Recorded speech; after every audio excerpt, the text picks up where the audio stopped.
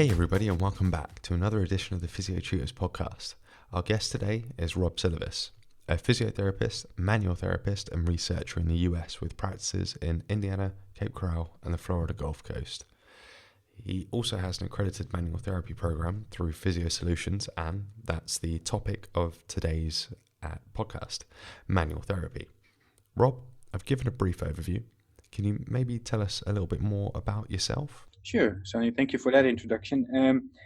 I graduated in 1993 from the Hogeschool in Heerlen. I spent a year at the SOMT in Amersfoort. I knew very early on that manual therapy had my interest. I moved to the United States and ended up in Northwest Indiana under the smoke and coldness of the city of Chicago. I lived there 18 years, and after about 2 years, we started private practice. We had some other people joining us, and another Dutch physical therapist joined me, who also did a lot of manual therapy. And we started with one clinic, ended up with about 6 clinics. And about 7 years ago, I moved to Cape Coral, Florida. Started a private practice there again. And at that time, we developed a company called Physio Solutions, which is a non-for-profit company trying to help with the education of physical therapists. And we have an accredited manual therapy program. It's a maximum 36-month program, similar like the SOMT in the manual therapy programs you have in the Netherlands. We are accredited through IFOMT. And I joined Florida Gulf Coast University about 3-4 years ago. Wanted to spend a little bit more time and ability to get involved with research and teaching. Thanks for that. So, what was it that piqued your interest in manual therapy? You'd mentioned there you'd already done a year in the SOMT manual therapy program in the Netherlands. Yeah, it's a good question. It's just one of those situations where I was introduced to manual therapy very early on, and I knew that's I saw how manipulation worked and did some clinicals at the time, and I was just fascinated by the fact that the potential quick effectiveness of interventions versus some of the other interventions that we were doing, it would take a little bit longer time. So I always thought that be able to make fairly quick changes for individuals is very valuable. So it piqued my interest, and it's kind of never left me. Okay, so you've touched on there about manipulations, type of manual therapy, obviously the focus of today's topic. Can you, for those listening, tell us what manual therapy is and roughly what it encompasses? Sure. So manual therapy does not mean that you do things with your hands, as some people here in the United States assume. But manual therapy is an approach of your patient where you do a skillful evaluation and you determine mechanical dysfunctions, and you use your tools to help with those dysfunctions. Now, unfortunately, manual therapy at the time, and sometimes still is, always being related to manipulative therapy and think about your thrust manipulations. However, it encompasses way more than just manipulation. It goes anywhere from your myofascial techniques, soft tissue techniques to joint techniques. Okay, so you've touched on there about manipulations, type of manual therapy, obviously the focus of today's topic.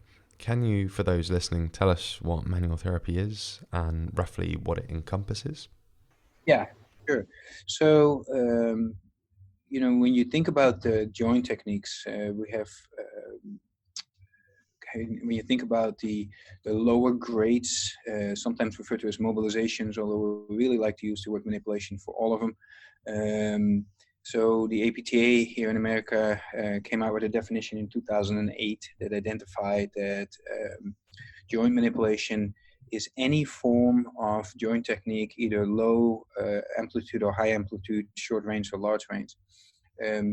So this encompasses the oscillatory techniques at joints that we know, the grade 1 and 2, if you use Maitland's grading system, that reduces pain, versus the grade 3 and 4 that increases mobility, and then of course the grade 5, which we qualify as a thrust manipulation. Now, a lot of research in the last 25 years has been done on these techniques, and surprisingly enough, maybe not as robust outcomes as we would like, and the whole rationale of what actually happens is heavily debated. Its benefit, it's interesting that we can only really demonstrate about 2 to 5 hours of positive effects from manipulations. So it doesn't seem to carry over. And we see now a shift from where I think originally in up to about the 90s and maybe 2000, it was a very mechanical thinking model of you take a joint, you stretch it, use some force, and you increase mobility, and you exercise in the new range. We see a shift since then into a more neurological component. So we saw that manipulation affects the nervous system. People have looked at that. We've done some research ourselves on this and correlating nervous system activity.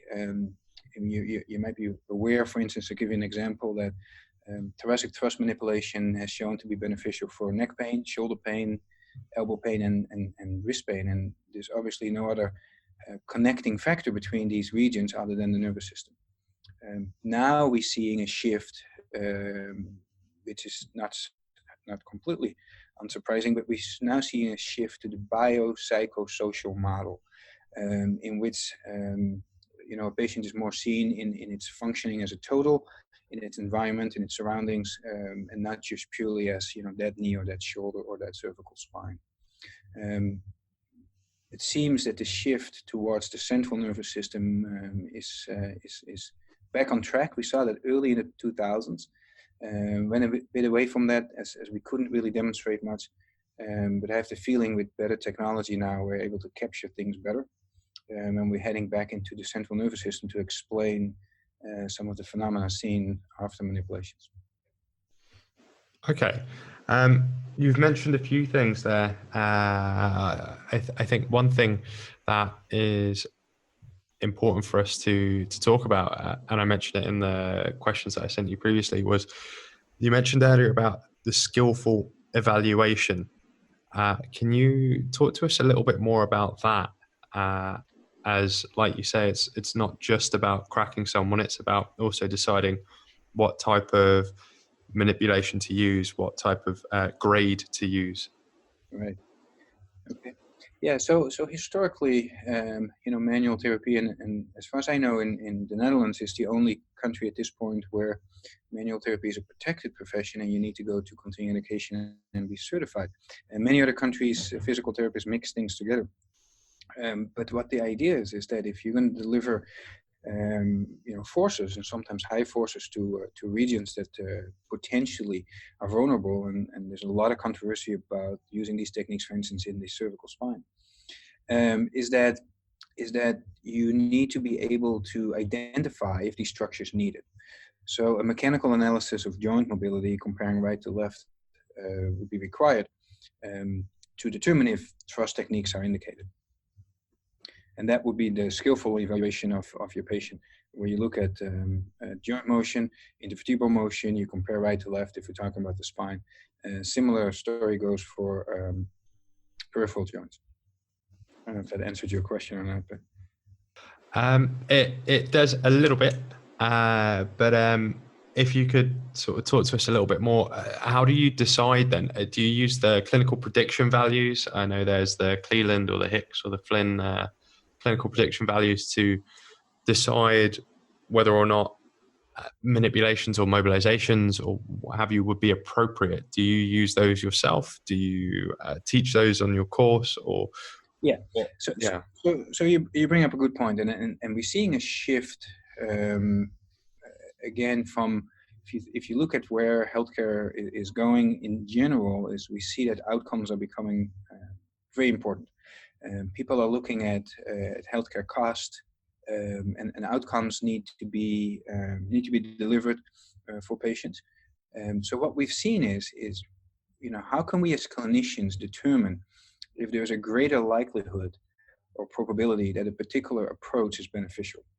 So the clinical prediction rules, for instance, for the low back one, the one that Tim Flynn put together, if you're familiar with that one, but it looks at what patient potentially can benefit from a lumbar manipulative approach. And it's very interesting because the manipulation that he uses is by itself controversial, as it is a very non-specific manipulation.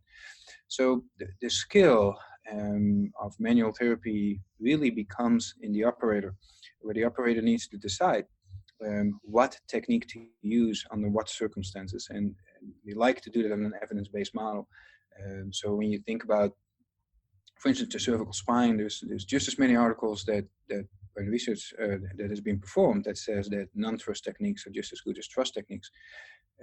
So it's the operator that needs to decide in a given patient scenario what is most indicated. Now, clinical prediction rules guide us in the decision-making process, but it's not a recipe. You think about evidence-based practice, there's three important pillars. You have the patient and the patient belief. For instance, patients believe when audible sounds occur, something good must have happened, which the research is not able to demonstrate. Then we have the evidence, the research evidence that is present, or at least have a ongoing body of knowledge. And then we have the clinician itself and an experience. And these three pillars are equally important. Sometimes one might be a little bit more important than the other. So it is a process of gaining knowledge, and clinical prediction rules are providing us with particular patient populations that might benefit under particular circumstances. Unfortunately, we're just in the beginning phases of clinical prediction rules, and as a clinician, you need to be very careful that, first of all, clinical prediction rules are validated. For instance, Josh Cleland made a clinical prediction rule for the cervical spine, in which he identified what patients would benefit from cervical manipulation. And it got published and was put out there. And a year and a half later, he had to retract that, as his follow-up validation studies did not show that he was right. So operators need to be very careful consumers of research and make sure that things are validated across a variety of populations, so that you can make generalized conclusions. And that's been the limiting factor so far in some of these clinical prediction rules. But they're surely helpful in decision-making process. They're helpful in supporting judgment, but they don't take over your clinical judgment. Okay, nice. So it's really taking that whole picture, not just taking the CPVs and then applying them, but looking at what's going on with the patient themselves, whether your experience with that would also how the patient presents provide beneficial, what have you. So really taking an overall approach, not just applying one aspect of it. Correct. And I think the key is, and that sometimes in physical therapy we've gotten kind of stuck with, is that each intervention, even if it's on the same patient, brings its uniqueness of that particular day. And just because you did a lumbar thrust manipulation last time doesn't mean the patient might benefit from that today. So, it's an ongoing assessing, and it's an ongoing judging of what that patient can benefit from and how you're going to augment that particular manual therapy approach. And that really seems to be a shift. It's not that manipulation anymore. It's what do you do after that that's maybe more important. And maybe manipulation is a gateway into somebody's system in initiating change. Augmenting the manual therapy approach is something that I definitely want to touch on to. But just to pull it back a little bit, you mentioned that sometimes with the three pillars of evidence, it's what the patient perceives as well. You mentioned the audible pop. Could you talk to us a little bit more about that and describe anatomically what's going on for people listening when they hear that? So interestingly enough, there's been some thoughts about this pop, and there does not seem to be consensus in literature regarding this. And there's only about 4 or 5 articles on the audible pop, and I published actually one of them, where we looked at what does the audible pop mean. So when you think about the sound, and we found in our study where we did 150 folks with the same manipulator, so I manipulated all the patients. Then about 70% of them we had an audible sounds, in 30 we did not. Tim Flynn, in his study when he did the lumbar spine one, he reported like 74%.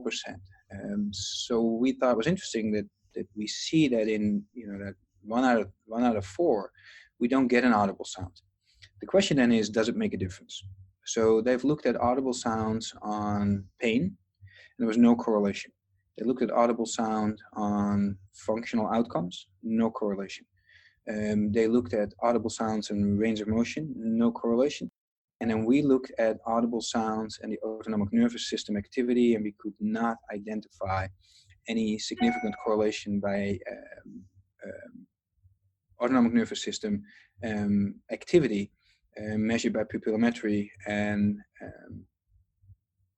audible sound. Currently, we are moving our evaluations into the next direction, and we actually have a study that we're starting looking at audible sounds and brain activity. What we continue to hear is that patients' perception of the audible sound has apparently a value. So patients will say, oh, something good happens, or oh, that was good, or it makes me feel better, as a complete subjective observation of the patient, but we have not been able to catch that. Could it be in that previous ways of measuring things we're just not capturing that particular change in the patient? So we are going to do a 14-lead EEG brain measuring and see if we can capture a change in brain activity following manipulation with an audible sound versus non-audible sound. So we'll continue to kind of look into that, although we realize that it is the mechanical force, at least that's what we always thought, that the mechanical force is what actually makes the change, and the audible sound is an added component. So it's a bit controversial still what the true value of this is. And if you ever have done a thoracic manipulation, for instance, you also know that we can't really localize it. You target one joint and you hear 3 or 4 sounds. So that by itself is interesting. Now, Brodeur in the 70s, he came out with the whole idea that if you take a joint, which is a closed component, when you think about, joint can be defined as 2 bones meeting with an articular cartilage with a synovial membrane around it with synovial fluid. And if you start taking them joint surfaces away from each other, you're going to get an underpressure. And that underpressure might go so far that the gases that are dissolved in the liquid become gas state. This kind of like your fire extinguisher principle. And once you pop that fire extinguisher, the gas goes into a liquid phase. In the joint, the reverse would take place, and that goes with an audible sound of a pop. That was delivered in the early 70s. Since then, we've had some other theories where, for instance, the thought was maybe that as we get under pressure, the synovial layers snap away from the capsule, making that sound. So we're not really sure what truly happens inside. Interesting is that we've seen on X-rays on peripheral joints that after manipulation there is indeed an increase in volume on X-rays. We cannot identify this in the spine at all, for instance. We do not see this shadowing in the capsule. We do know that pretty much consistent throughout the body after manipulation, it takes about 20 to 30 minutes before one would get another audible sound if it would be repeated. So the fact that something changed inside, we all agree on. What it might be is not really clear yet. And at this point, it still seems, if you think about this story of dissolved gas going to a gas state from Brodeur in the 70s, that's what the whole cavitation thought is that, for instance, the chiropractors use as well. That seems to be, the strongest standing theory still at this point. Right. So, and it's interesting because what then happens is, if that truly would happen, right, which we can kind of demonstrate in the fingers, is that there is an extension of the capsule. And with an extension of the capsule comes a proprioceptive information from the capsule receptors. And the capsule receptors will, thick fibers will stimulate. And these thick fibers create a pleasant feeling, which is superior to the pain feeling. As you know, if you want to use another old theory of the gate control idea, is that this creates, as I refer to often, as a physiological high, and people like that feeling, which is why people become self-manipulators, because they like that feeling it creates. Yeah, got to say I'm guilty of that as well. Yeah. Cracking my neck because of the feeling that you get from it. Yeah. So is it Is it because of that you first started looking at the autonomic nervous system to see if there was a response there, and now you've, from your research, you've seen that actually there's no response, so now you're looking more towards the brain? Is it that's taken you on this pathway?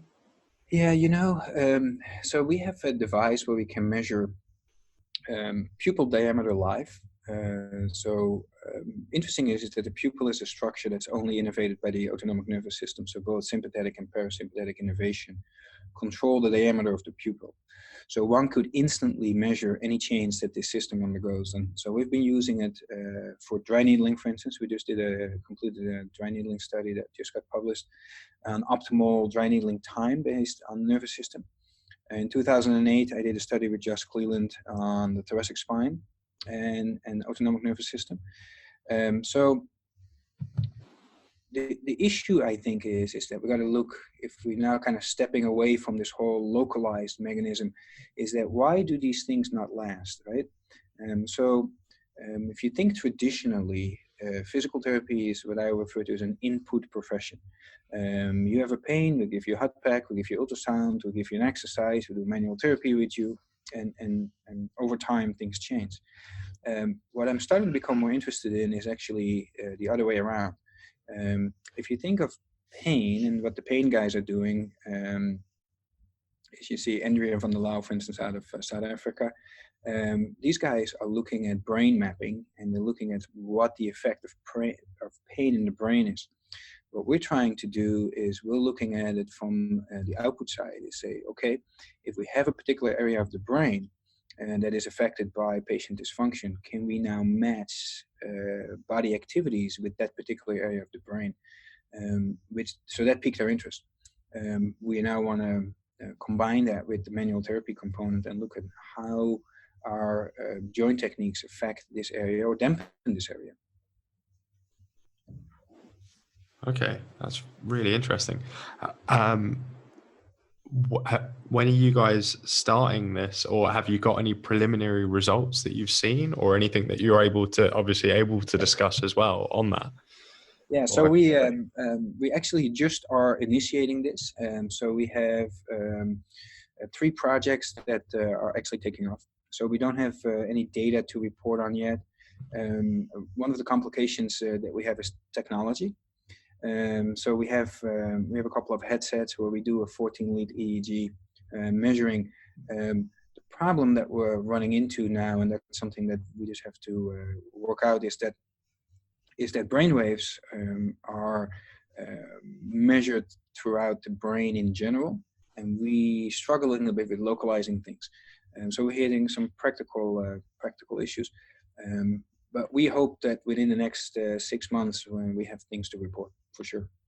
Okay, awesome. Be great to get you back on to discuss that sort of once you get the results and everything of that. But something that you mentioned earlier, augmenting the manual therapy with something else. So in combination with the manipulations that you use, be they mobilizations or classical manipulation, grade 5 thrusts, what is it that you augment your treatment with? Yeah, so it's a good question. So from a personal perspective and point of view, I for sure think that physical therapists are very poorly, or definitely were very poorly trained in exercise.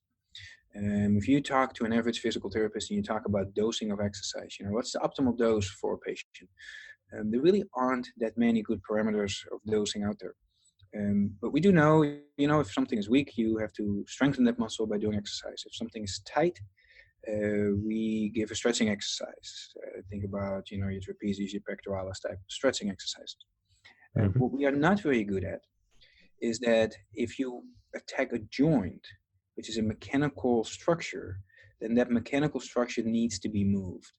So we know that increased laxity of that joint, either by our gas theory or by our snapping theory, whatever we want to hold up on, but we know that there's increased mobility. We know that typically there's instant mobility increase, but we also know it doesn't last. So you have that window of 2 to 6 hours to move that joint in its range, and then use the idea of neuromuscular retraining of that particular area to then create new patterns or restore patterns that might have been lost. So what's important is that you do let's say you do a cervical 5 manipulation. What are you now going to do for that patient and instruct that patient in to move that joint to its new range, and be specific. So a simple neck rotation exercise won't do it, because C5-6 can hide, or has probably been hiding over time, which is one of the reasons why symptomatic situations might arise. So that's the challenge, is how can we selectively augment our treatment intervention? So in case of manual therapy, the joint needs to move. And that's challenging for many parts of the body.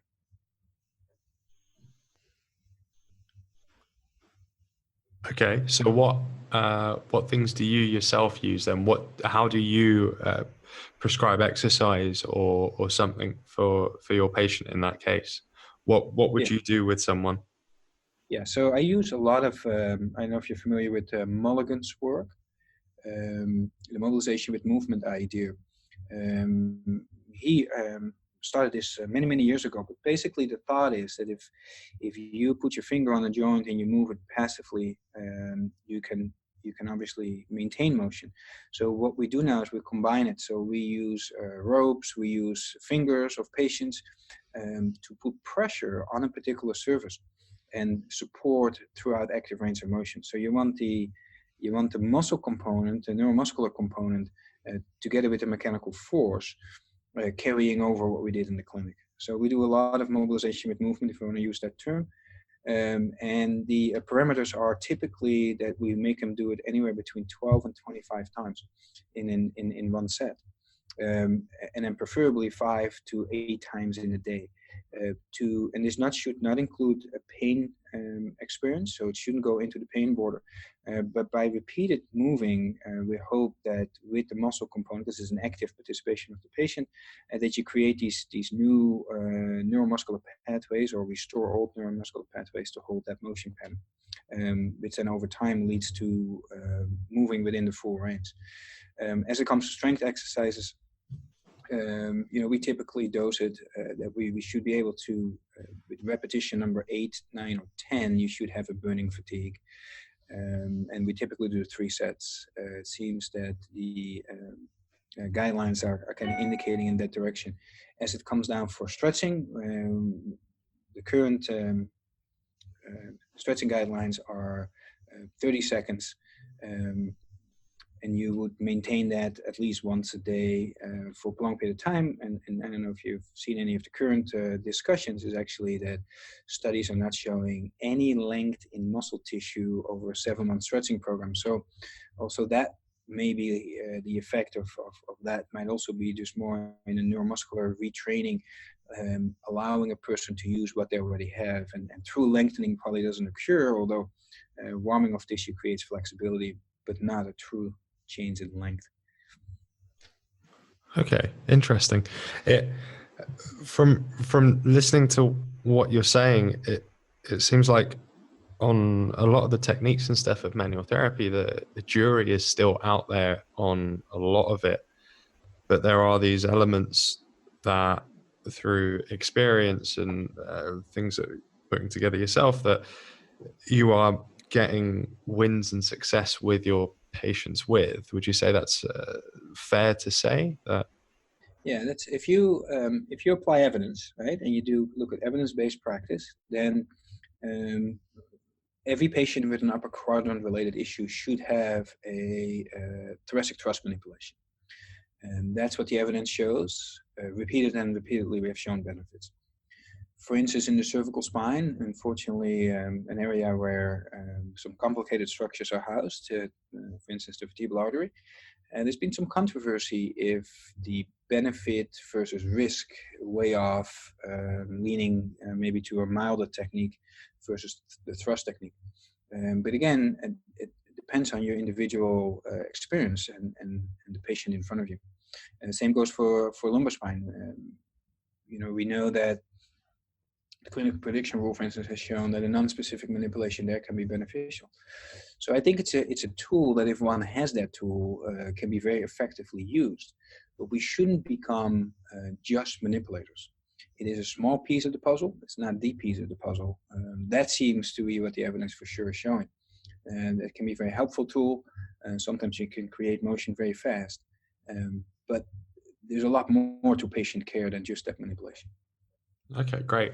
That's something that I also wanted to speak to you about. There's an overwhelming amount of patients that you see that they've been to another clinic before, let's say, or they've had a different physiotherapist, or when I travel back home to the UK, and they'll say to me, could you just crack this and it'll be fine? Like, that's what I normally get. I just need it to be cracked. I'll be fine for a little while, and then I'll probably need it again a little bit later, but it will do for now. Just give me that one good crack to really, oh yeah, and then it's perfect. I'm back up and running. Why do you think that this is so prevalent then? If you yourself have seen that, yeah, it's not the whole thing, it's only part of it. Why are there still so many people, so many therapists who are just applying the manipulation and then letting the patient get on with the rest of their day and maybe not giving them any carryover, something to carry forward? Right. Yeah, definitely an issue that I think we all see, and then you can apply it to any form of physical therapy. So, patient expectation is something that the healthcare system has created, not just in physical therapy, but just in general, right? So now you have a problem. Because what do you do now as a clinician? So you're all familiar probably what I'm assuming if I say to you placebo effect. So we know that for instance, some of our modalities aren't as wonderful as we once thought they were. So we surely have a placebo effect in some of those components, but we also now are really recognizing that there is a nocebo effect. If you have a patient who comes in with an expectation, and let's say the scenario that you say is, hey, Sonny, I always get a cervical manipulation and I feel wonderful. Can you please do that to me? And you don't do that, you now do not meet your patient expectation for that intervention. So you run the risk that the patient goes back to the clinic where he did get that. So as a clinician, you gotta weigh off, should you or should you not do that? If you proceed with patient-directed care, you enter a slightly slippery slope. How do you win that patient back for what you need done? We have to get away from passive approaches, and manipulation is a passive approach. As we've gotten away from passive modalities, will not lead to functional outcomes. Manipulation falls under that category as well. Will you sometimes need to satisfy your patient and meet him in the middle ground as you're trying to educate the patient and you're trying to explain things to him? You might have to do that. If you're comfortable doing certain techniques and techniques are indicated, there might not be anything wrong with approaching that area. Manipulate, I think, is a philosophical error, and just satisfying that patient. There's other professions that could do that just as good as ours, that might be more appropriate. But I do think that as physical therapists and as we have entered the doctor and profession level, we need to have accountability for that intervention. So if you can justify an intervention, that's one thing. But if not, I don't think we should do it just because the patient directs us to do so. But it's a very challenging scenario. There's no doubt about it. Absolutely, yeah. I remember speaking to a friend of mine who did a placement in South America, and he said regardless of what the patient came in with, the physio there ran by the mantra of what you've just said: manipulate to manipulate. Someone could come in with an ankle problem and he'd crack the neck. It baffles the mind at times how people can sort of justify that. They've had the training and they're just applying it for applying its sake. Right. Interesting though is that if you referred earlier to the clinical prediction rule, we could also look at the phenomena of the regional interdependence model, where we no longer should isolate regions and regions interact with each other, right? So if you think about that ankle again, and you see the patient stand in front of you, and the patient comes with whatever the complaints are, that ankle or the tendency to flat foot lead to a valgus in the knee, which leads to a varus in the hip, which leads to a torsion in the lumbar spine, which actually could present as headaches. So just because you see somebody do something where you think like, wait a minute, what just happened? It makes little sense. There could definitely be a justification. But again, the operator needs to skillfully evaluate that patient and determine if that's appropriate today. And I think too many times we just do because we do, and it's cool, and patient thinks it's magic, and um, I think that's a problem. I agree with you. Never thought of it like that, I have to say. I've never thought of connecting the dots as you've just done there. One of the other things that patients consistently say is they're out of alignment, and it's something that you hear a lot from chiropractors as well, that your body's out of alignment, so we need to slide this back into place. Where do you stand on these sorts of comments, and what do you make of it Yes. when patients say that? So this is where different professions using different terminology um, get into conflict in trying to rationalize things. So it's a very common word that we see here. Chiropractors have a very big role in the United States, have had for many years. So patients come in with that thought all the time. We can't really support that thinking. We use terms of luxation and subluxation. So they use similar terms, right? But if we think of subluxation as a temporary state where bone surfaces are separating from each other, but then going back, right? Then everything is positioned just fine. If we're talking about a subluxation, of a luxation, we now have permanent separation of joint surfaces in the normal position. Now we have a serious medical condition. So think about this in the spine, for instance. If you have two facet joints that are not positioned completely in front of each other because there's a capsule tightness, if you want to call that a subluxation as they refer to, we're using different terminologies describing the same phenomena. But if you're talking about alignment and out of alignment, and you take one facet joint and you move it away from another facet joint, in my opinion, you will be visiting the ER with a neurological complaint, and you wouldn't be visiting a physical therapist for corrective action. So it's a terminology that has kind of crept in normal society, but I show all my patients when they come in and say, okay, if we want to think about the alignment, let me show you what not aligned looks like. And you take a spine and you pull those two facet joints away from each other and turn it a little bit. And obviously they understand they wouldn't be visiting my office at that point anymore. So it's not something we, with our language in physical therapy, can support. And that's kind of the weakness from our profession, I think, in general, is that we have so many different mainstream thoughts by some of the folks that have been 2 or 3 generations before us, who have mainstreamed some thinking, and they all use different terms. It's amazing, how the word mobilization, manipulation, and thrust are interchangeably used with each other, and they really shouldn't. And that's with many techniques in physical therapy. Okay. That brings me to my next point of, what do you think has changed over we're looking at 20 plus years of being a physio now. What do you think have been the biggest changes with regards, one, to manual therapy, and two, the application within physiotherapy of it? Yeah. So I think the profession has changed quite a bit. So here in the United States, and I know in other places we're doing the same thing, is we're going to a doctorate profession. We have moved in many places to direct access, so patient can access us directly, and we're not necessarily referral dependent. That has increased the burden on being able to identify those subjects that are appropriate for physical therapy versus non-appropriate. Think about your yellow and red flags and that story. So that's been a huge shift. So accountability has gone up. With increased accountability, we couldn't operate the same way we did 30 years ago, right? So we need to change our models of evaluating patients, picking out those ones that are appropriate. What we have seen simultaneously is an increased burden on the healthcare system worldwide in controlling cost. If you want to be part of healthcare systems and people willing to pay for your services, it can no longer be fluff. It has to be effective. Outcomes are necessary. That brought us into effectiveness of treatment. So it's a shift to demonstrating effectiveness. If you look at some of the research on physical therapy, unfortunately, it seems like that some of the manual therapy research actually shows at least moderate effectiveness, as some of the other physical therapy modalities and interventions not always that favorable. So we saw that shift.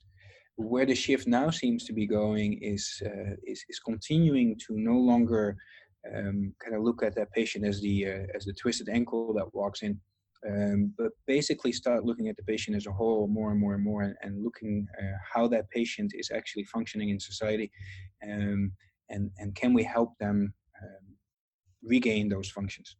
So we're looking now at the patient more from the whole biopsychosocial model, and approach them there. And I think that is going to be where healthcare will be moving to more and more.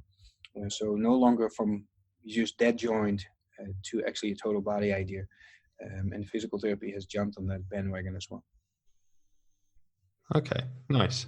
To go back to something that you mentioned right at the beginning, where you were talking about if we look at using a manipulation in the finger, then you see the change on an X-ray. You mentioned they're using it in the finger. Now, most people would assume that manual therapy and manual techniques occur within the spine. Can you use it on other joints? Is it used often on other joints as well? Yeah, it's probably equally so. Any synovial joint can benefit from manipulation approaches. So a lot of ankles, for instance, Cleveland did an interesting research study and demonstrated that patient after acute inversion trauma of the ankle, if they undergo a thrust manipulation of the talocrural joint, they get better faster. We know that wrist manipulation helps with carpal tunnel. And so, for instance, distraction manipulation of the hip helps people with labrum issues. We know, for instance, that patients with ankle pain benefit from proximal fibular tibial joint manipulation. So we do know that manipulation as a tool can be used in many joints. As a beginning manipulator, finger joints and foot joints are the easiest because you're pretty safe structure-wise. So we did present the study here at a conference where we actually had two students who used ultrasound imaging, which is another modality we researched with quite a bit. And we looked at the glenohumeral joint, and these guys had a force glove on, and they could exactly see where and what force was given to see if we can start standardizing the forces given to a glenohumeral joint as being a large joint. And they were looking at, the grade 1, 2, 3, and 4, and it was interesting to see that over 60 subjects, we really could not identify a consistency in what grade 1, 2, 3, and 4 might actually be.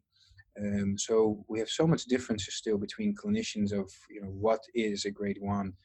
In theory, we all know what it is, but when we practically start applying forces, some people are very heavy-handed and some people are light-handed, and again, patient outcomes are quite similar. So there are still a lot of questions to be answered here. Absolutely.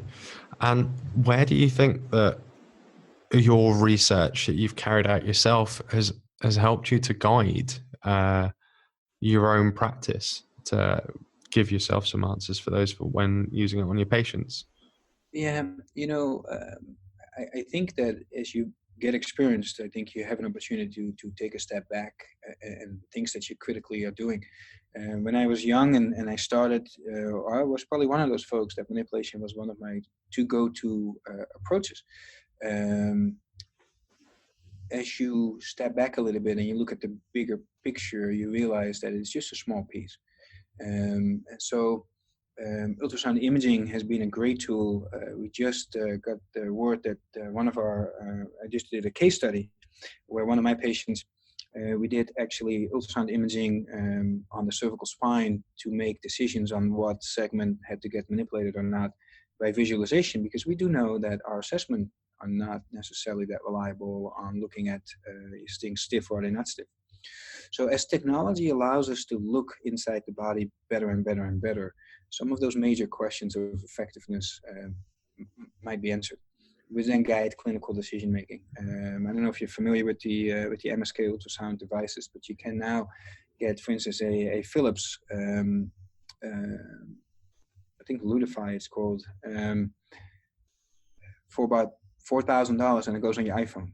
And you can look inside the body, you can see joints, you can see articunomatics. So the fact that technology is changing so rapidly, will ultimately help us in clinical practice, and hopefully shape the future.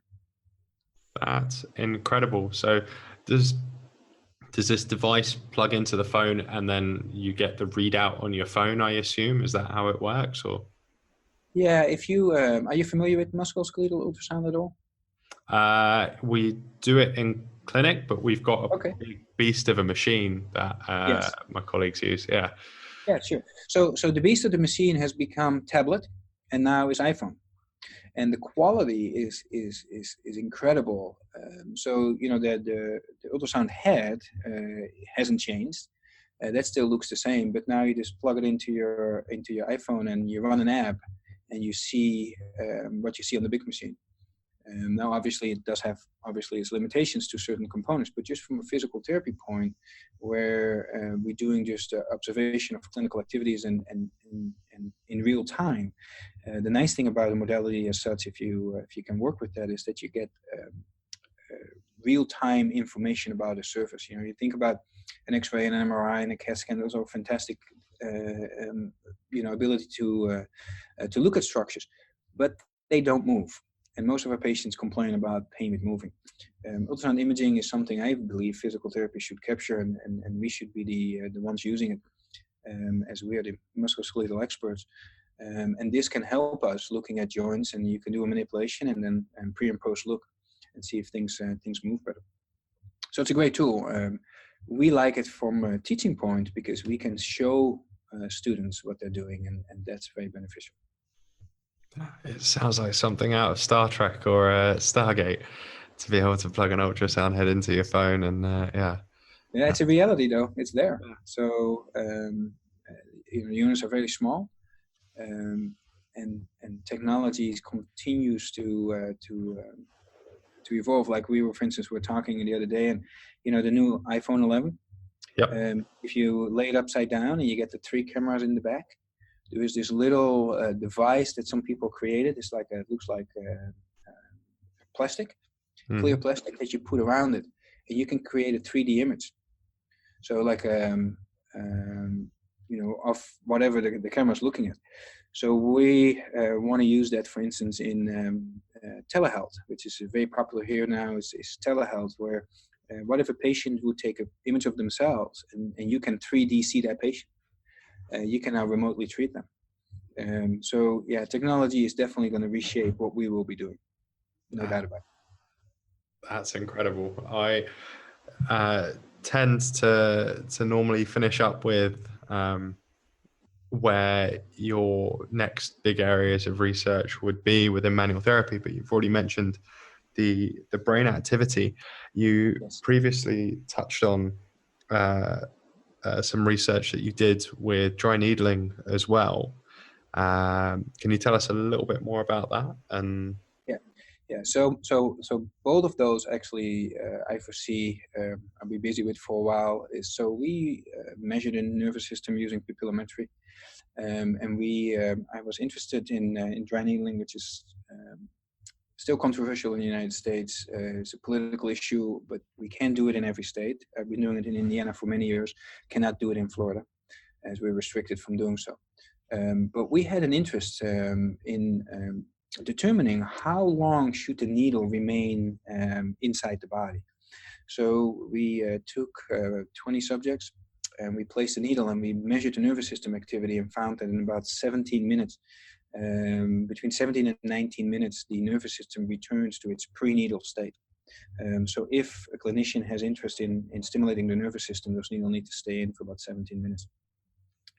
Then we went to Brazil a couple of weeks ago, and we had a Brazilian PT who's using neural therapy, which is actually comes out of Germany.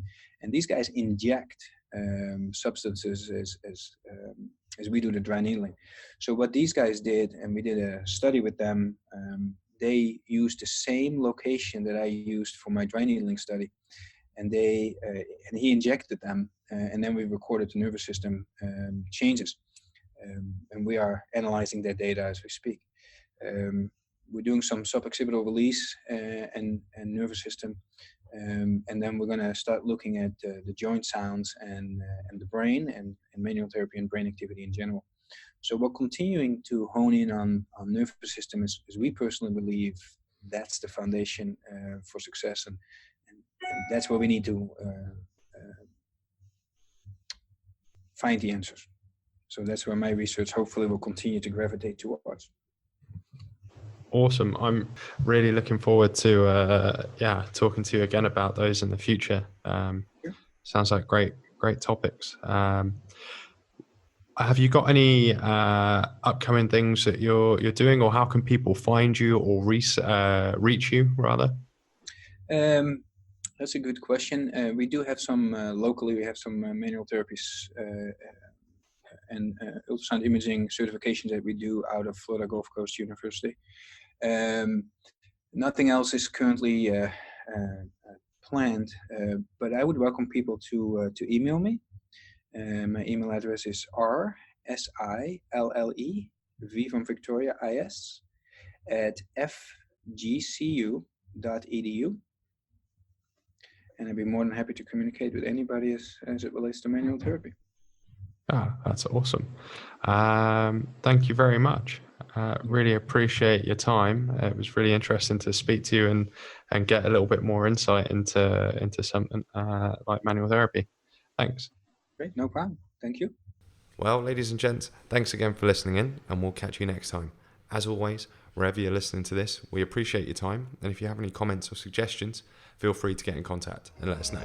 Until next time. Peace.